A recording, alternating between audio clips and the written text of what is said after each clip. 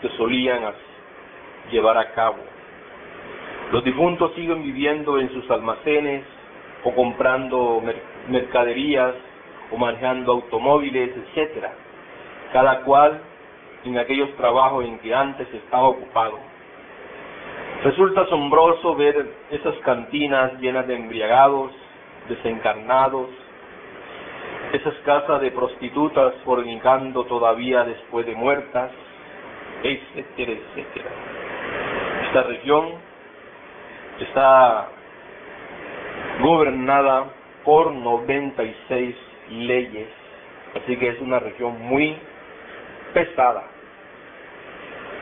En el segundo círculo dantesco o infernal o de Mercurio, al penetrar en esta región sumergida, sentimos en el fondo de nuestra alma el bullir perpetuo de esas fuerzas pasionales negativas que fluyen y refluyen incesantemente en esa zona subterránea. No está de más decir que allí sentimos el huracanado viento de Mercurio, cierto elemento aéreo fatal. Es tal zona subterránea el lugar donde viven los fornicarios, aquellos que gozan extrayendo de su organismo el esperma sagrado. Esas infelices criaturas del mundo soterrado, hundidos en el vicio, desesperadamente van y vienen por aquí, por allá y acullá. Uno se queda asombrado al ver a esos perdidos cohabitando incesantemente entre los infiernos atómicos de la naturaleza. Tales egos blasfeman incesantemente y odian a muerte todo aquello que tenga sabor a castidad. En esa morada encontramos, pues, a esos personajes que matan por pasión después de haber jurado fidelidad. Allí encontramos cosas terribles, desdichas, abismos de iniquidad, espanto, horrores. Con profundo dolor podemos hallar en el segundo círculo dantesco a los bodhisattvas caídos, a aquellos que asesinaron al dios Mercurio, infelices almas que cambiaron sus derechos de progenitura por un plato de lentejas. Allí pues encontramos a los ángeles caídos, citados por las antiguas teogonías religiosas. Van y vienen por esos aires negros de la sumergida región, aquellos que cambiaron el cetro de poder por el uso de Onfalia, región donde el entendimiento humano no trabaja, mundo de instintos brutales donde la lascivia se mezcla con el ímpetu de la violencia. He ahí a los misterios de Minos o de Minna, profundidades espantosas donde viven los tántricos negros que desarrollaron el abominable órgano fundartiguador, causa de tantos males. Si el glorioso ángel Sakati, con su comitiva sagrada, hubiese previsto con exactitud matemática los resultados fatales de aquella cola satánica, de aquel órgano, de las abominaciones que otrora se les permitió a la humanidad desarrollar con propósitos planetarios definidos, cuán diferentes hubiera sido el porvenir de la pobre humanidad doliente. Es ostensible que cada ser humano es una criatura que capta las distintas fuerzas cósmicas para transformarlas y transmitirlas a las capas interiores de la Tierra. Como quiera, en el continente Lemur, hace ya unos 18 millones de años, la Tierra temblara incesantemente, arrojando sus volcanes, fuegos y lavas. Ciertos individuos sagrados, encabezados por el arcángel Sakati, permitieron el desarrollo del abominable órgano fundartiguador, fuego luciferino terriblemente negativo, proyectándose desde el Kotsi hacia los infiernos atómicos del hombre. No está de más recordar que dicho fuego negativo se recubrió con la cola física tal como lo vemos en los simios. Entonces, los moradores de la tierra llevaron en su presencia tal apéndice o proyección de su psiquis. Las fuerzas que con aquella época pasaron a través de los humanos organismos sufrieron por ende categóricas modificaciones que permitieron la estabilidad de la corteza terrestre. Mucho más tarde, en la historia de los siglos, otros individuos sagrados, considerando ya innecesario el abominable órgano condartiguador, eliminaron de los humanos cuerpos tal apéndice. Desafortunadamente, los pésimos resultados del órgano de los aquelarres quedaron en los 5 cilindros de la máquina orgánica, conocidos como intelecto, emoción, movimiento, instinto, sexo.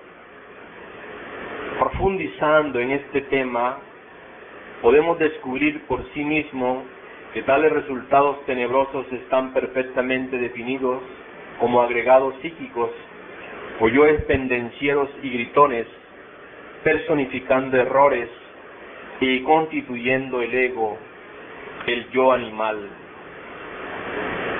En las sumergidas esferas, allí en la región de Mercurio, habitan millones de humanas criaturas con el abominable órgano condartiguador totalmente desarrollado.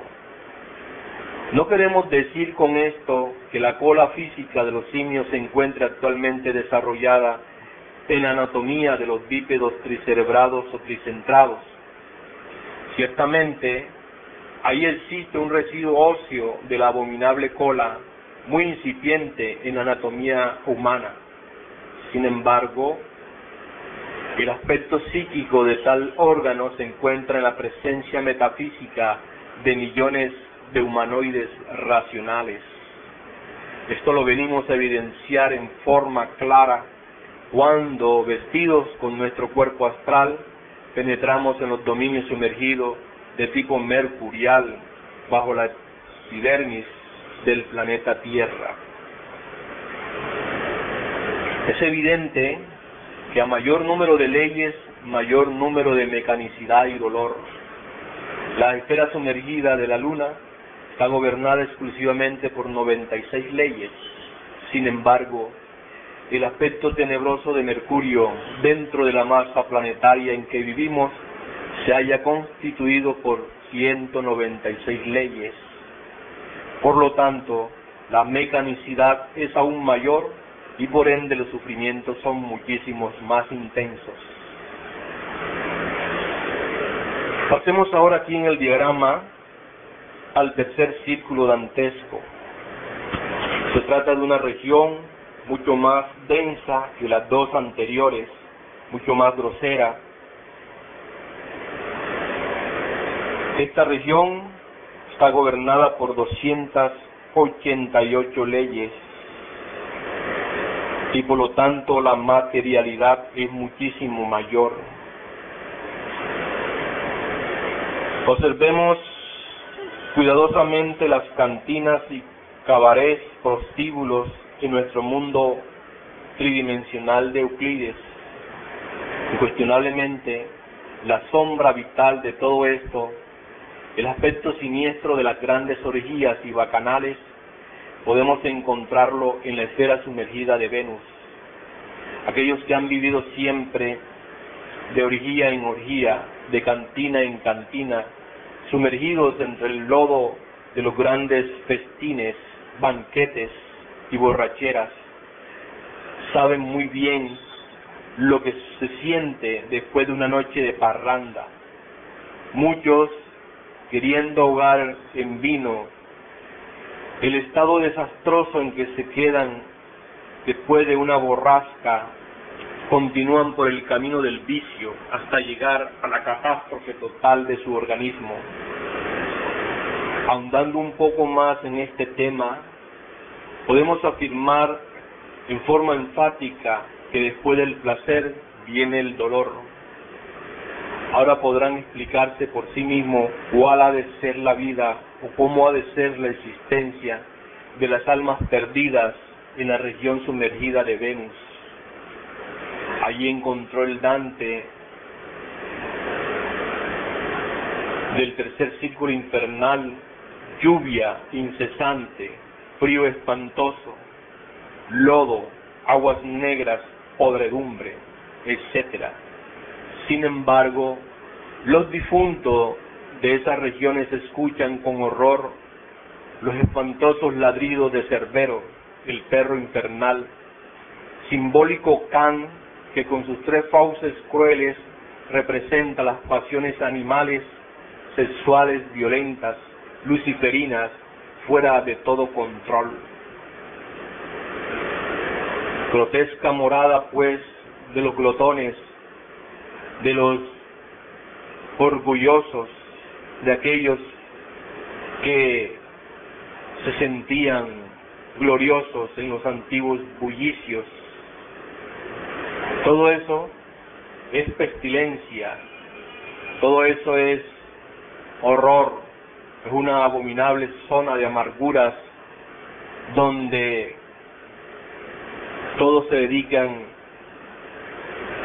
a realizar pues orgías, banquetes, equivocados sinceros, involucionando espantosamente en esas regiones abismales, entes que alegraron con su lira las alas fastuosas de los grandes señores, hermosas doncellas virtuosas que cantaron poemas, infelices bebedores de vino en los suburbios de las ciudades, etc. Ahí viven ahora en esos infiernos y en ese tercer círculo dantesco. Esto del perro es interesante que comprendamos que Hércules sacó al Cerbero del abismo para que le sirviera de guía, y eso mismo es lo que tenemos que hacer nosotros cuando conseguimos la castidad. Entonces, trabajando en la forja de los cíclopes, practicando magia sexual, transmutando nuestras energías creadoras, avanzamos por la senda del filo de la navaja hasta la liberación final. Ay del caballero que abandona a su perro, pues se extravía del camino y caerá en el abismo de perdición. Infortunadamente, el animal intelectual equivocadamente llamado hombre no ha logrado la castidad, es decir, no ha sacado a Cerbero de los dominios infernales. Pasemos ahora al cuarto círculo infernal, o esfera sumergida del sol. Quienes han vivido procesos esotéricos trascendentales en las dimensiones superiores han podido verificar por sí mismos y en forma directa el crudo realismo del reino mineral sumergido solar. Incuestionablemente, en los infiernos solares del resplandeciente astro que da vida a todo este sistema solar de Ors, no vemos los grotescos espectáculos dantescos de los infiernos terrestres.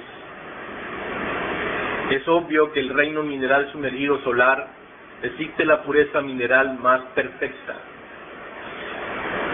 En el radiante astro que es el corazón mismo de este gran sistema en el cual vivimos, nos movemos y tenemos nuestro ser, solo moran dichosos los espíritus solares. Como quiera que existen individuos sagrados y eternos, no es posible pensar en fracasos contundentes y definitivos como los de nuestro mundo terráqueo. Resulta pues evidente el hecho concreto de que no existen moradores tenebrosos en las infradimensiones naturales del mundo solar. Otro caso muy diferente es el de las infradimensiones de nuestro planeta Tierra. Resulta patético, claro y manifiesto para todo investigador esoterista los estados involutivos del cuarto círculo bajo la corteza geológica de nuestra Tierra. Como quiera que el Sol es la fuente de toda vida y el agente maravilloso que sustenta toda existencia de acuerdo con la ley del eterno trogo autoegográfico cósmico común, Obviamente la antítesis fatal y negativa de todo esto venimos a encontrarlo realmente en el aspecto antitético solar de la cuarta zona sumergida terrestre. Es en esa tenebrosa región, en esos infiernos atómicos de la naturaleza, allí encontramos dos tipos específicos de gentes involucionantes. Nos referimos a los derrochadores y a los avaros, dos clases de sujetos que no pueden reconciliarse entre sí jamás y que una y otra vez se atacan en forma incesante. Analizando esta cuestión de fondo, debemos aseverar solemnemente que es tan absurdo el despilfarro como la avaricia. Dentro del proceso meramente trogo-autoegocrático cósmico común, debemos permanecer siempre fieles a la ley de la balanza. Es claro que la violación de la ley del equilibrio trae consecuencias kármicas dolorosas. En el terreno de la vida práctica podemos verificar conscientemente las desastrosas consecuencias que devienen de la violación de la ley de la balanza. El pródigo, el derrochador, aquel que malgasta su dinero, aunque en el fondo se sienta muy generoso, es indudable que está violando la ley. El avaro, aquel que no hace circular el dinero, aquel que egoístamente lo retiene en forma indebida más allá de lo normal, ostensiblemente está perjudicando a la colectividad, quitando el pan a muchas gentes, empobreciendo a sus semejantes. Por tal motivo, está violando la ley del equilibrio, la ley de la balanza. El derrochador, aunque aparentemente haga bien haciendo circular la moneda en forma intensiva, es lógico que produce desequilibrio no solo en sí mismo, sino también con el movimiento general de valores. Esto a la larga ocasiona tremendos perjuicios económicos a los pueblos. Pródigos y avaros se transforman en mendigos y esto está comprobado. Es indispensable, es urgente cooperar con la ley del eterno trogo autoegocrático cósmico común, no entorpeciendo el equilibrio económico, no dañarse a sí mismo, no perjudicar a los demás. Como quiera que muchos ignoran lo que es la ley del eterno trogo autoegocrático cósmico común, conviene aclarar lo siguiente. Esta gran ley se manifiesta como recíproca alimentación de todos los organismos. Si observamos cuidadosamente las entrañas de la Tierra, encontramos el cobre como centro de gravedad de todos los procesos evolutivos o involutivos de la naturaleza. Si aplicamos la fuerza meramente positiva a dicho metal, veremos con la clarividencia objetiva desarrollos evolutivos extraordinarios. Si aplicamos la fuerza negativa, podemos evidenciar en forma directa impulsos involutivos descendentes en todos los átomos de dicho metal. Si aplicamos la fuerza neutra, veremos procesos de estabilización atómica en tal metal. Muy interesante es para los investigadores esoteristas contemplar las radiaciones metálicas del cobre entre las entrañas vivientes del organismo planetario. Uno se asombra al ver cómo las emanaciones del mencionado metal animan a su vez a otros metales, a tiempo que, como recompensa, se alimenta también con las emanaciones de los mismos. Hay pues intercambio de radiaciones entre los distintos metales que existen en el interior del planeta. Hay recíproca alimentación entre los metales y lo que más asombra es el intercambio de radiaciones entre los metales que existen en el interior de la Tierra y aquellos que subyacen dentro del reino mineral sumergido en otros mundos del sistema solar. Ahí la ley del eterno trogo autoegocrático cósmico común en plena manifestación. Esta gran ley permite la convivencia entre los mundos, esta alimentación recíproca entre los planetas, este intercambio de sustancias planetarias que viene originando el equilibrio de los mundos alrededor de sus centros gravitacionales. Con otras palabras, diremos lo siguiente: existe recíproca alimentación entre las plantas, entre los minerales, entre el organismo de toda especie, etcétera, etcétera. Los procesos económicos humanos, las fluctuaciones de la moneda, el debe y el haber financiero, el intercambio de mercancías y monedas, la economía particular de cada cual, lo que cada uno recibe y gasta, etcétera, etcétera, pertenece también a la gran ley del eterno trogo autoegocrático cósmico común. Es claro, repetimos, es evidente que nuestro sistema solar, el radiante astro que nos ilumina, es de hecho el administrador de esta suprema ley cósmica. No sería posible el funcionalismo de tal ley violando todo equilibrio.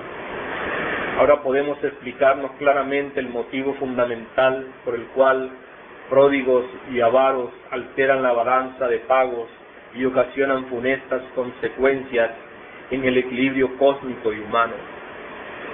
Quienes violan la ley en alguna forma deben recibir su merecido.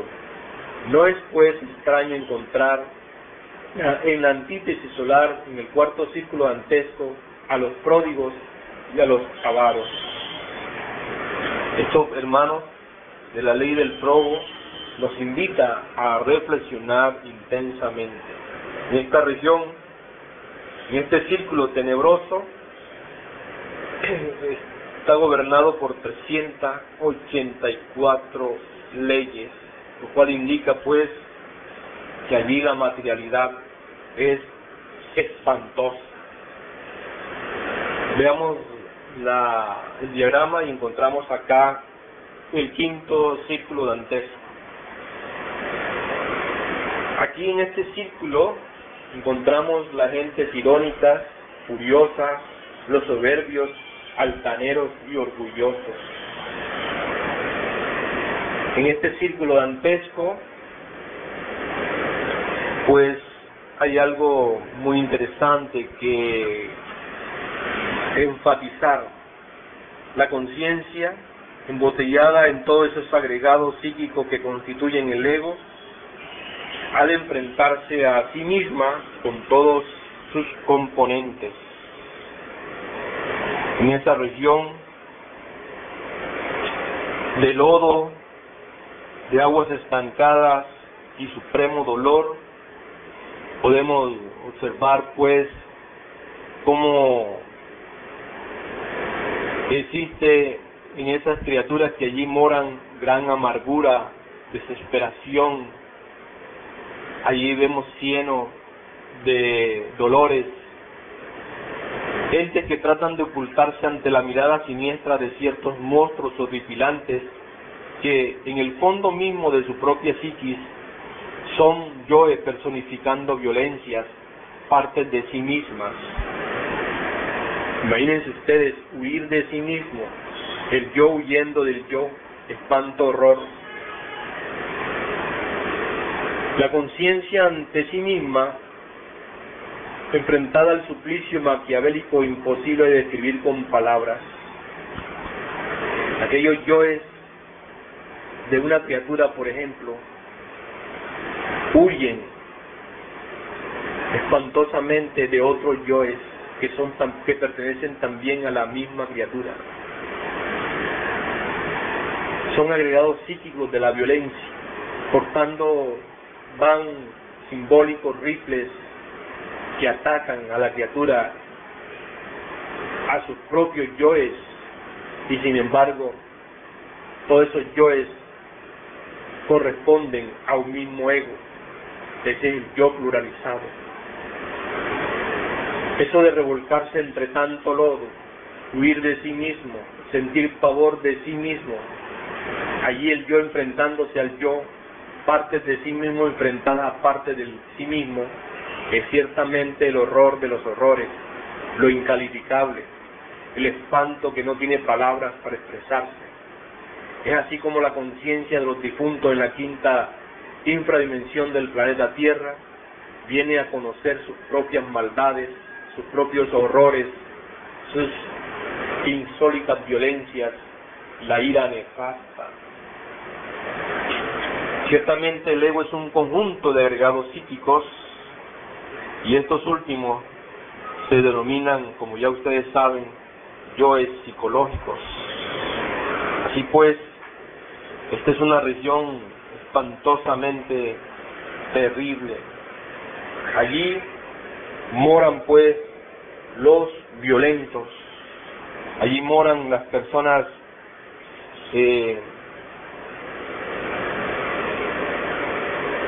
esas personas terribles, nefastas, que se combaten y combaten a los demás. Esta es una región donde hay más mecanicidad, porque aquí observamos que el quinto círculo se multiplica 96 por 5 y ahí encontramos el número de leyes que gobiernan a esta esfera.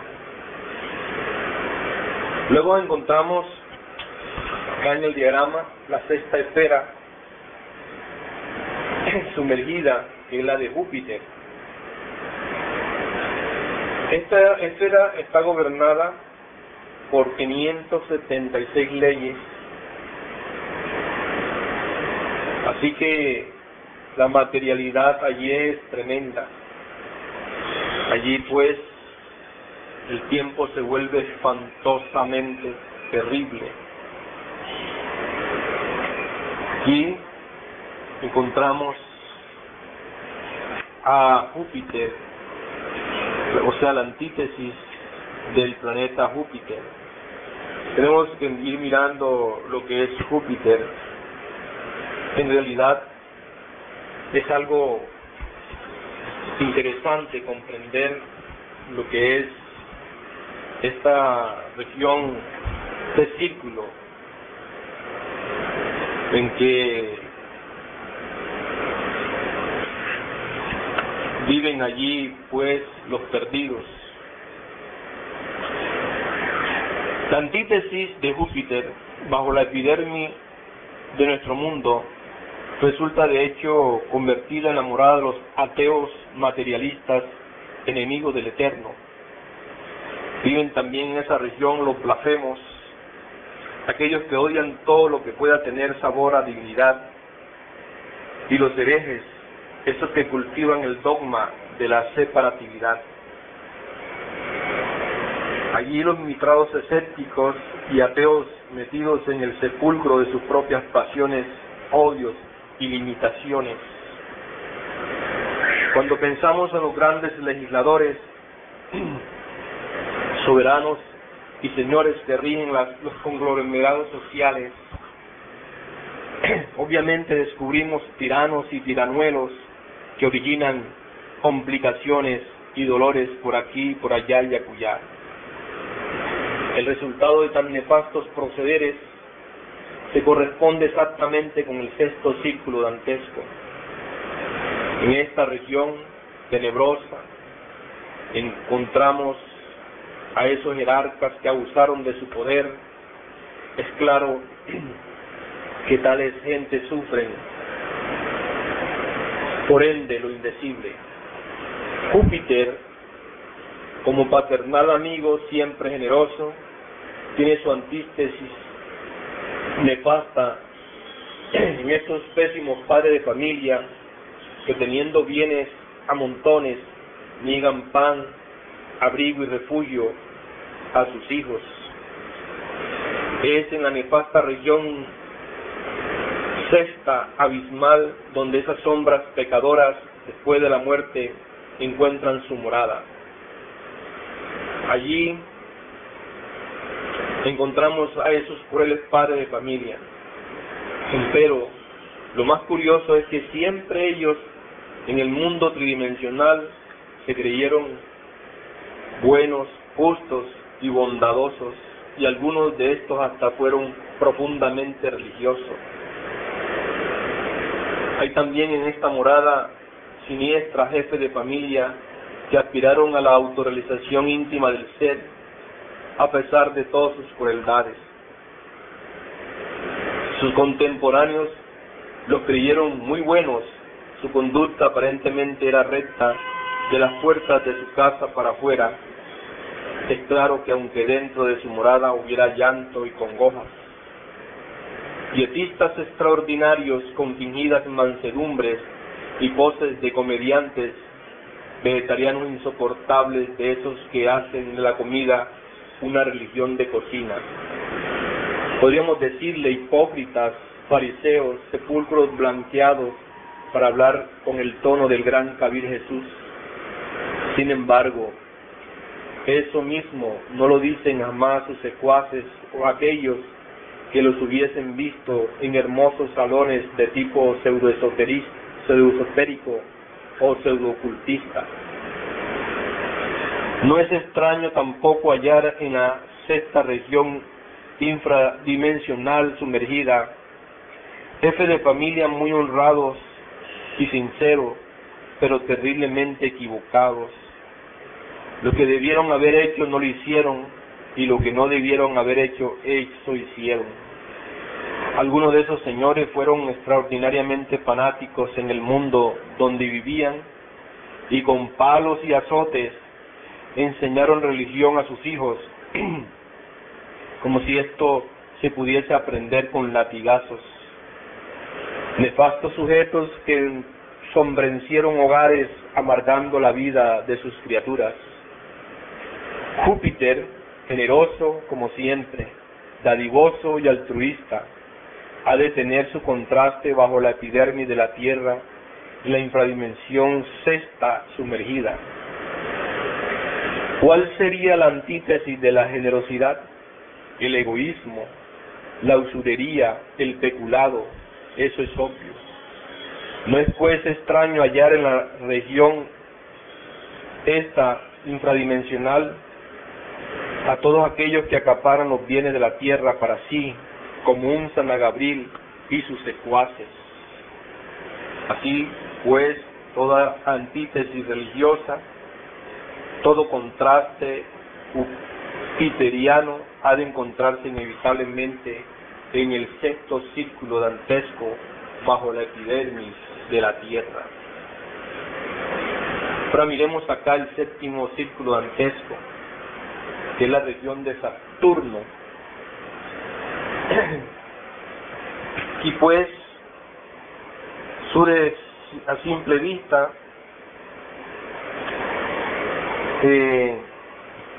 estas personas que llegan acá a este lugar, jamás podríamos concebir lo que piensa la Iglesia Católica, que uno está condenado para siempre a la vida eterna, a la condena eterna, digo mejor. Inevitablemente los procesos involutivos de la vida realizados en las entrañas de la Tierra, en las infradimensiones sumergidas bajo la corteza geológica de nuestro mundo, concluye con la muerte segunda, después de la cual, liberada la conciencia, restaurada la pristina pureza del material psíquico, ha de reiniciarse inevitablemente nuevos procesos de tipo evolutivo. En el séptimo círculo dantesco encontramos a los violentos contra natura, a los violentos contra el arte, a los fraudulentos, a los violentos contra Dios, a los violentos contra sí mismos, contra sus propios bienes o contra los bienes ajenos. Allí encontramos a todos esos que se pronuncian contra el Cristo cósmico, a todos esos que le niegan, sintiéndose perversamente satisfechos de su miserable condición satánica. Allí pues está todos aquellos que cometen delitos contra natura. Es obvio que existe violencia contra natura cuando violentamos los órganos sexuales. Existe tal delito cuando el hombre obliga a su mujer efectuar la cópula, no estando ella en disposición de hacerlo. Existe tal delito cuando la mujer obliga al hombre a efectuar la cópula, no hallándose éste en disposición de hacerlo. Existe tal delito cuando el hombre se autoobliga violentándose a sí mismo para efectuar el coito, no encontrándose su organismo en condiciones aptas para ello. Existe tal delito cuando la mujer se autoobliga para efectuar la cópula. Existe tal delito en aquellos que cometen el crimen de violación sexual, posesión de otra persona contra la voluntad de la misma. Existe tal delito contra natura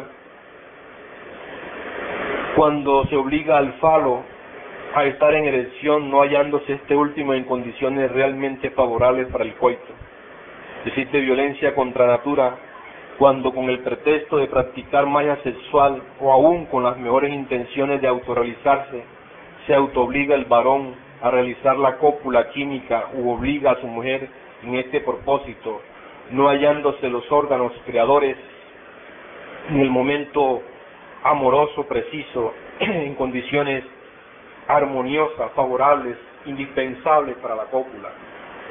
Existe violencia contra natura en aquellos que necesitando autorrealización íntima violentan su propia naturaleza, obligándose despiadadamente para realizar la cópula, no hallándose ciertamente en las condiciones requeridas para la misma.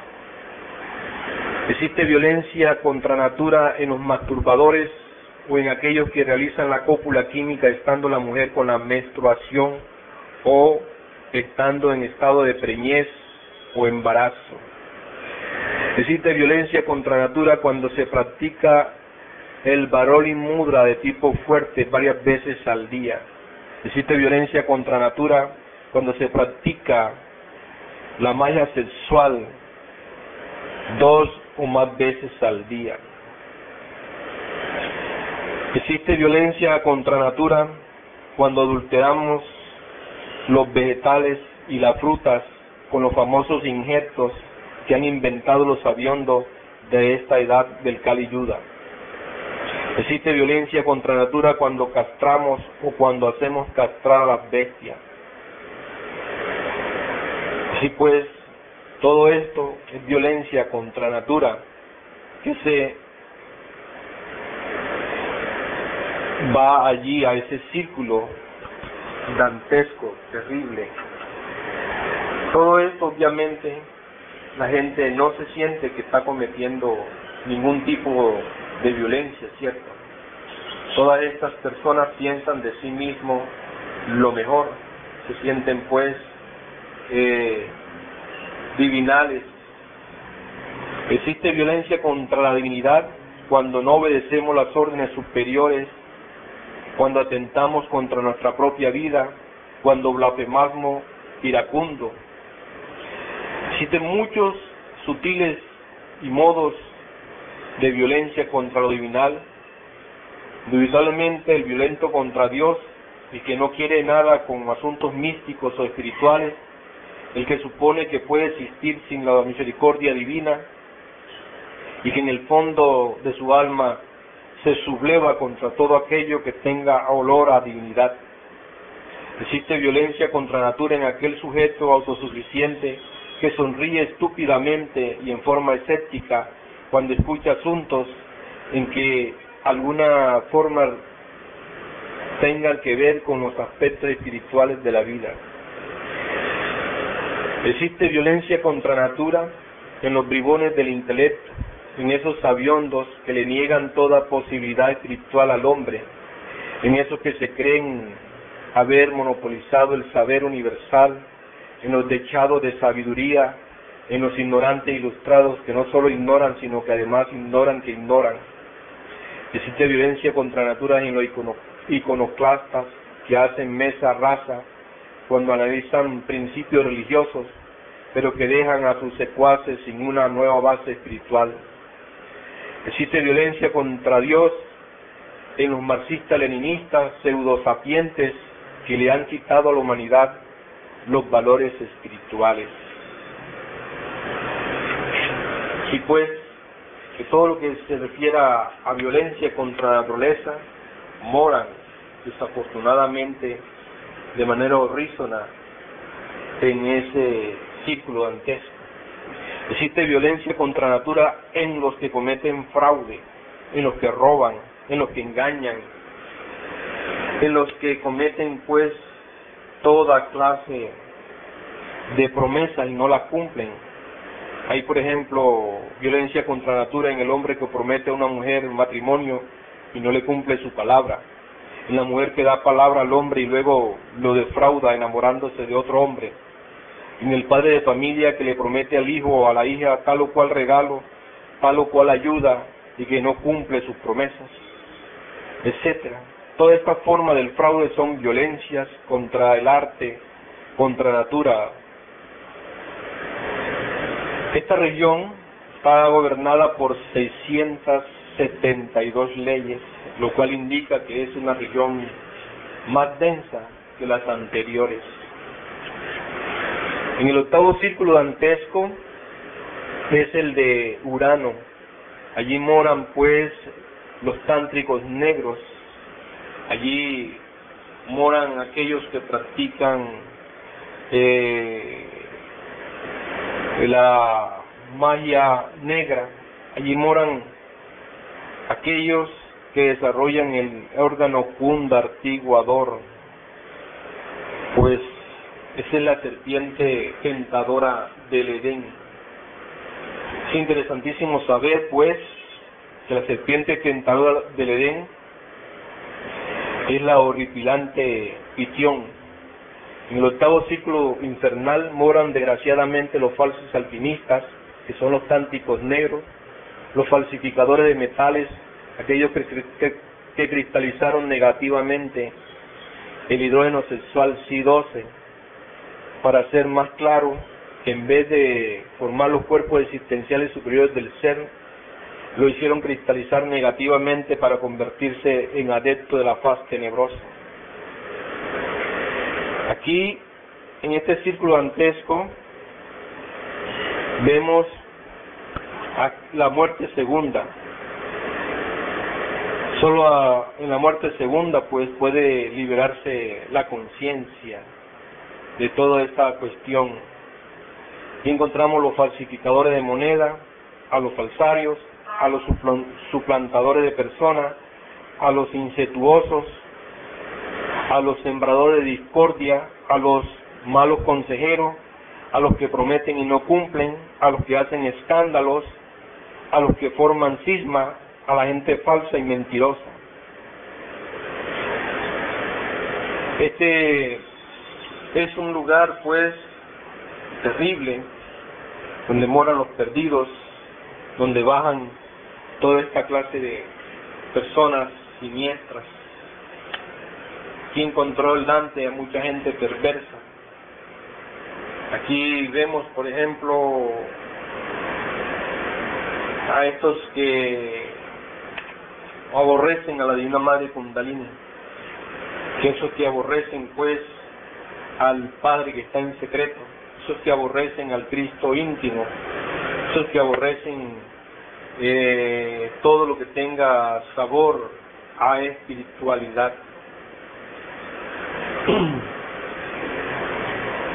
En el octavo círculo dantesco es donde empieza el proceso de descomposición de la criatura que está bajando a la muerte segunda. Aquí encontramos pues a todos estas cuestiones interesantes.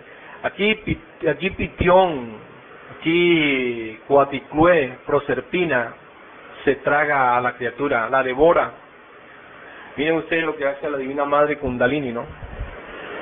Algo muy interesante, algo muy amoroso de ella. Ella se desdobla en ese aspecto negativo para liberar a su hijo del ego. Luego encontramos el noveno círculo dantesco o de Neptuno. Este noveno círculo dantesco, pues encontramos la región de los traidores, aquellos que cometen estos crímenes espantosos. En verdad, se nos ha dicho que un traidor es juzgado de inmediato por los tribunales de la justicia objetiva y sentenciados a muerte.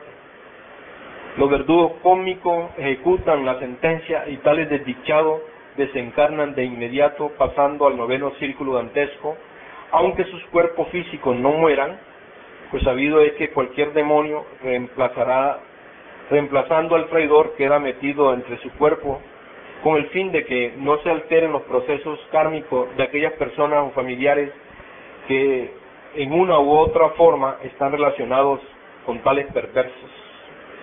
Aquí encontramos pues a todas esas personas que traicionan al maestro, que traicionan a su gurú, que traicionan las grandes causas, las grandes empresas, traicionan los misterios del Padre que está en secreto. Todo esto es muy interesante comprenderlo. Aquí encontramos a todas estas personas que conoce la gente como cosmonautas, toda esta gente que quiere salirse del espacio al espacio sideral, pero violando la ley. El error de estos modernos secuaces de la Torre de Babel consiste precisamente en su autosuficiencia.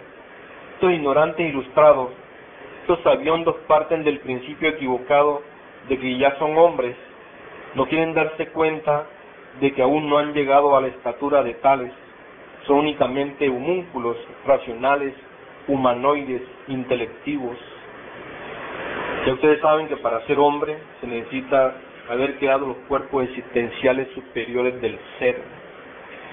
Esta región terriblemente densa está gobernada por 864 leyes, así que allí los procesos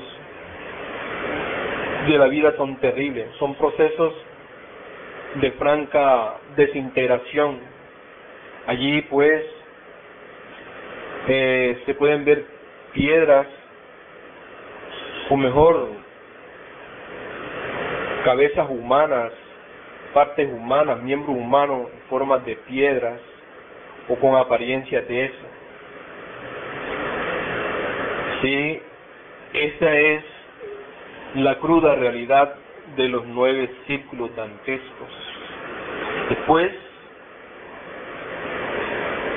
esa situación de los 9 círculos dantescos, pues lo nombran todas las religiones.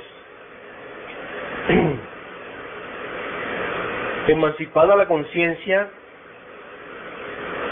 entonces es examinada por los devas, y después de haber ellos comprobado hasta la saciedad que ya no posee ningún elemento subjetivo infrahumano, le conceden boletas de libertad. Queremos decir con esto que otorgan al alma la dicha de la liberación. Instantes felices son aquellos en que el alma del fallecido penetra por ciertas puertas atómicas luminosas que le permiten de inmediato la salida hacia la luz. Ya libre la criatura sobre la epidermis de nuestro mundo, reinicia una nueva evolución, entonces se convierte en gnomo pigmeo del reino mineral, proseguirá más tarde su evolución ascendiendo por la escala vegetal y animal hasta reconquistar en un lejano día el estado de humanoide intelectual que otrora perdiera. He aquí pues, hermano, los 9 círculos dantescos. He aquí las 9 regiones infernales. Eso es todo por hoy, hermanos.